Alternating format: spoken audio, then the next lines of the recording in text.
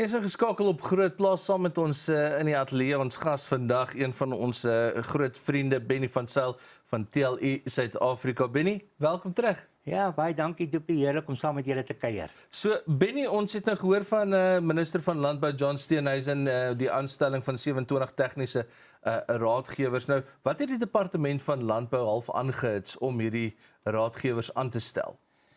Ek moet sê dat daar oor 'n baie lang tydperk deur die privaat sektor met die verskillende dimensies wat by hierdie wet 36 betrokke is, baie druk op die departement gesit om te kyk wat kan gedoen word. Want dit gaan oor die registrasie van 4 verskillende aspekte wat vir die landbou noodsaaklik is ten opsigte van hulle mededingendheid. Hoe kan hulle kompeteer ook op die internasionale arena? Dit gaan oor dieremedisyne, dierevoeding en dan ook plantmedisyne, chemikalieë en ook kunsmis. En jy kan nie net enige middel net vrylik laat toedien nie, want dit het bepaalde implikasies. Dit het veiligheidsgesondheidsredes vir mense, maar ook vir die omgewing en vir jou hulpbronne. So jy moet baie seker maak dat hierdie produkte wat dan gebruik word in beste belang is. Dit het 'n bydrae om vir jou te help om daai produksie vlakke te kry waar jy dan wel winsgewend kan wees, maar jy kan nie onverantwoordelik meegaan nie. So almal van ons sê daar moet 'n wet 36 wees wat toegepas word, maar dan moet hy toegepas word. En dis waar die probleem gekom het. Ons het so ongeveer 3 tot 4 jaar agterstand met registrasies. En mens kan jouself indink, waar laat dit die landbousektor in sy geheel? Nie net die boere nie, maar ook die verskaffers, want jy sit later met verouderde produkte, jy moet meeding op 'n markomgewing, maar jy het net eenvoudig nie die nuutste goed nie. Intussen het hierdie firmas miljoene rande gespandeer aan navorsing om so 'n nuut ontwikkelde produk tafel toe te bring, maar dan is die bottleneck by die departement waar dit nie geregistreer word nie. En nou is hierdie 27 tegnisie daar gestel om te gaan kyk in hoe mate kan hulle hierdie bottleneck dan hopelik uit die weg ruim, dat ons bietjie 'n slag kan hierdie produkte op die mark kry. So ja, ons is baie dankbaar. Uiteindelik kan ons sê, dit is hartseer dat 'n mens moet voete sleep met sulke krities belangrike dinge. Maar as daar iets gebeur soos hierdie, hulle daarom nou realiseer, en ek verstaan, hulle word ook opgelei onder 'n baie kundige dame wat hulle oriënteer en begelei in hulle prosesse, dan hoop ons, gaan ons baie binnekort, en dis 'n relatiewe begrip binnekort, dat ons hierdie agterstand weggewerk kan kry, dat produkte tafel toe kan kom in belang van voedselproduksie, veilige voedselproduksie. Dis primêr waaroor dit gaan. Benny, kan jy dalk vir ons nou afbreek net, wat is wet 36 kortliks? Ja, wet 36 kom al van 1947 af en hy is 'n hele paar keer hersien. So jy sit met 'n hersiene wet 36 op hierdie stadium.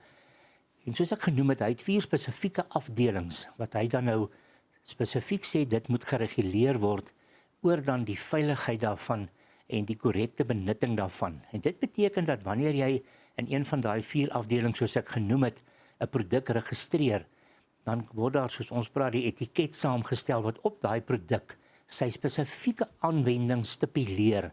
En dit is baie belangrik, en ons as boere weet dit ook, dat jy moet by daai kriteria bly, want dan is dit 'n veilige produk. Hy's daarteen getoets, daar's baie navorsing gedoen oor dit, en dit bring dan die produk tafel toe dat jy dit kan gebruik. Het sy chemiese middels teen plaagdoders, of dan ook veilige voeding vir jou diere, en dan dieregesondheid. Jy weet, dit is versekerde veemiddels wat jy dan nou moet registreer. Dis 'n tydsame proses, 'n mens besef dit, maar ons voel net dat as jy in jou land vasgevang raak met 'n 3 tot 4 jaar agterstand, dan is dat definitief fout. En ek dink die wet is nodig. Ons is nie negatief oor dit nie. Niemand van ons wil vrylik net eenvoudig buitekant, jy weet, kriteria van veiligheid en volhoubaarheid optree nie. Maar dan met jou staat wat die verantwoordelikheid homself toeëien met hierdie wetgewing om te sê hy sal reguleer, dan moet hy ten minste reguleer. Dan moet hy nie afwesig wees wanneer jy as boer 'n krities noodsaaklike produk nodig het nie. Hierdie ding het baie implikasies, jy weet, jy kan ook appeleer binne hom, dan kan die minister 'n raad aanstel van 'n voorsitter. En dis 'n tydsame storie. Dis altyd tydsaam, jy weet hoe hierdie hele dilemma gebeur. So, dit gaan hier oor mense, dit gaan oor kundigheid, kapasiteit en ook die wil om 'n bepaalde saak aan te spreek. Ek persoonlik neem die mense wat in daai departement, in die departement van landbou werk, neem ek kwaadlik dat hulle so lank gewag het dat hulle van hulle kant af nie alreeds gesê het, maar die kapasiteit wat ons het is net eenvoudig te min om hierdie werk gedoen te kry. Want daar moet baie laboratoriumtoetse en goed gedoen word, want hulle moet afteken en dan moet hulle seker wees dit is korrek. So ek het begrip vir hulle kant. En dan is dit ook so, soms sal mense 'n aansoek indien en dan voldoen hy ook nie noodwendig aan al die vereistes nie. Dan moet dit nou weer terugverwys word. Dit is als tydmorsgoede en dit is die dilemma dat vir hierdie soort van goed, in back and close hier het ons nou die geval, jy het nie tyd om te mors nie. Jy kan nie eendag kan jy verspil in die hantering van die dinamika van hierdie goed nie. En dit is hoekom die landbousektor ook daaroor so onvergenoegd is, want ons moet 'n onderskeid hier tref van Doopie, dit is baie interessant, jy het wet 36 vir die registrasie van produkte in Suid-Afrika. Nou, ons het met back and close hier, kom ons vat dit as 'n voorbeeld, het ons al die jare, ek dink die beste enstof in die wêreld het ons hier gemaak, by Onderste Poort, maar die stelsels het in duie gestort, en dit word nie meer gemaak nie. En daar is 'n baie goeie enstof, hy's 4 jaar terug al geregistreer, en hy voldoen aan al 3 stamme, met die mutasies, en dit is goed wat jy moet gaan toets. Hierdie ding is baie kompleks, want jy moet nou monsters van back and claw deurstuur na Pirbright toe, wat in Engeland is.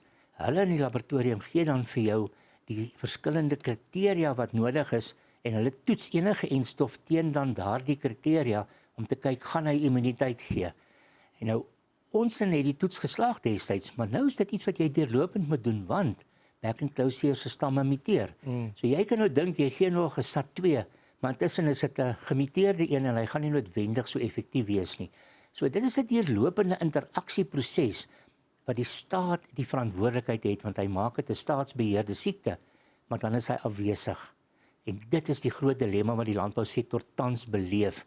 En dis hoekom ons sê, sit die protokolle neer, sit die manier neer hoe dit gedoen moet word, maar laat die privaat sektor kapasiteit inskop om hierdie ding deurgetrek te kry. Dan kan jy, as jy nie 'n ding in Suid-Afrika geregistreer het nie, soos nou het ons nie die kapasiteit om hierdie baie goeie enstof van ons te maak nie. Nou het hulle vir ons 6 Februarie gesê, van begin Maart af gaan daar elke week 20,000 enstowwe uitrol. Ons almal was onder die indruk, SAT 1, 2 en 3. Nou kom dit uit, daar het nog niks gekom nie. Nou gaan hulle 'n SAT 2 20,000 maak per maand, dink dit vir my. Dit is vir my belaglik, want watter stam het ek as ek my beeste wil gaan ent? Is dit nou 1, 2 of 3? Dis geldmors.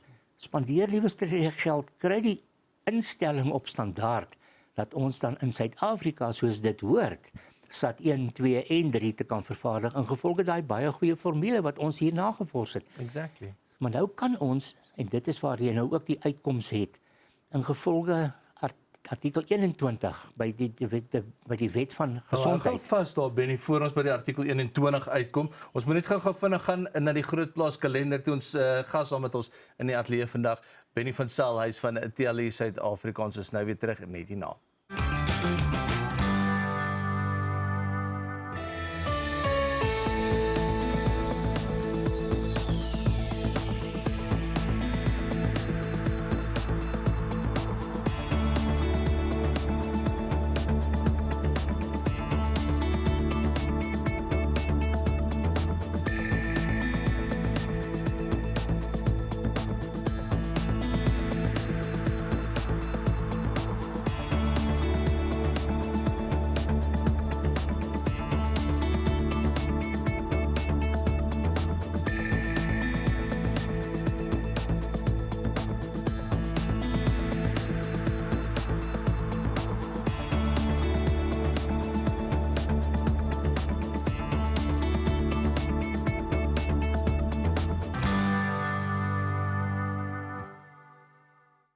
Welkom terug op Grootplaas. Ons gas saam met ons in die ateljee, Benny van Sail van TLE Suid-Afrika. Ons gesels oor minister John Steenhuisen se aanstelling van sy 27 tegniese raadgewers. En Benny, net so voor die breek waar jy vinnig geraak het aan artikel 21. Ja, baie dankie. Doopie, dit gaan vir ons daaroor dat ons het nodig om so effektief as moontlik ons produksieprosesse te bedryf. Ons het nou rondom back and close as voorbeeld die ding gevat. Nou in Suid-Afrika, soos ek genoem het, het ons net eenvoudig nie meer die kapasiteit om nou hier by ons 'n baie goeie enstof te vervaardig nie. Persoonlik dink ek, as die staat verantwoordelik was sou hy dit uitgekontrakteer het, het sy internasionaal as dit nodig was, om daai baie goeie enstof in groot volumes te maak, te vervaardig dat ons so gou as moontlik enstowwe in diere kry. Dis die enigste manier hoe jy Back and Claw kan stop. Ons moet eintlik binne die volgende 2 maande 80% plus van ons beeste geënt kry. Maar die wyse van hoe die enstowwe nou inkom waar die staat heeltyd die beheer vashou, is net eenvoudig nie daar nie. Nou jy kan dit ingevolge seksie 21, artikel 21 permit kan jy dit invoer. Jy het 2 permitte nodig. Daai ene kry jy by Departement Gesondheid. En dit is by SAPRA wat daar by hulle gestasioneer is. En hulle moet gaan seker maak ook van die veiligheid van so buitelands geregistreerde enstof. So jy kan medisyne wat jy nie hier geregistreer het ingevolge wet 36 nie, kan jy in noodmaatreëls dan wel op daai manier kry. As SAPRA tevrede is met 'n bepaalde enstof, kom ons sê, ons praat van die dolwet enstof van Turkye as 'n voorbeeld.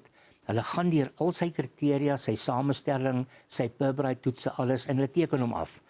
Dan as jy daai seksie 21 aansoek het, dan kan jy by die Departement Landbou 'n invoerpermit kry, dan kan jy invoer.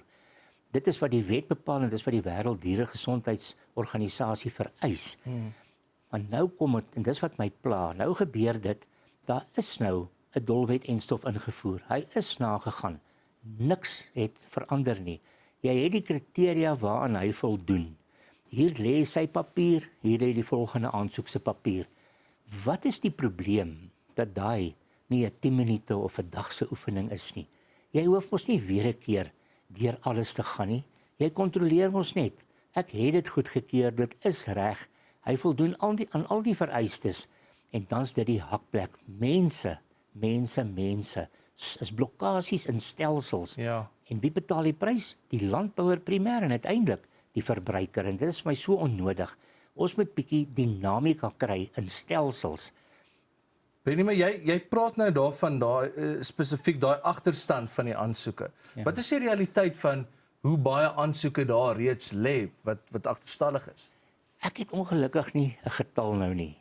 Maar ek neem aan dis astronomies. Dit is bitter baie. Dit is regtig bitter baie en ons verstaan dit vat tyd om deur daai goed te gaan. Want jy moet, soos ek sê, dit moet veilig gemaak word.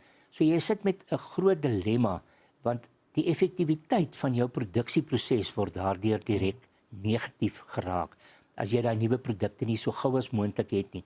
Want intussen gaan die internasionale arena aan en ons produksieprosesse moet meeding op die internasionale markte. En jy kan nie, as jy nie effektief is, kan jy nie daar uiteindelik winsgewend wees nie. Dink jy die 27 adviseurs wat dan nou aangestel is, gaan help om hierdie hele proses te bespoedig? Elke een wat bykom, hoop ons kan help. So ja, ek dink die 27 en hulle sal ingedeel word. Ek het nie die verhouding nie, hulle is ingedeel tussen hierdie 4 afdelings wat ons van praat, dat hulle dan op daai spesifieke terreine gaan fokus om te gaan kyk hoe kan hulle dan hierdie agterstand wegwerk. En dit beteken 'n groot klomp tegniese navorsingswerk, laboratoriumwerk, toetse wat gedoen moet word.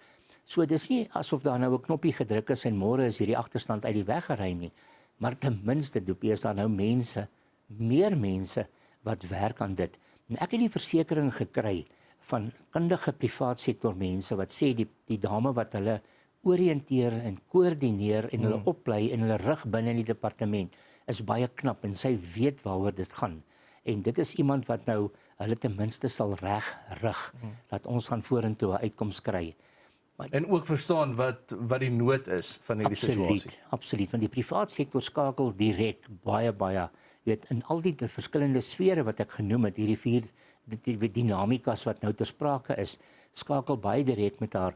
En ek dink dat ons sit nou uiteindelik in 'n posisie dat ons gaan vorentoe kan beweeg, terwyl ons tot nou toe teen 'n redelike kreeftegang in beweeg het. Ons het agteruit beweeg. Benny, ons het so 'n minuut oor, maar dink jy met al hierdie instellings nou met hierdie adviseurs ook dat die regering spesifiek die departement van landbou gaan agterkom?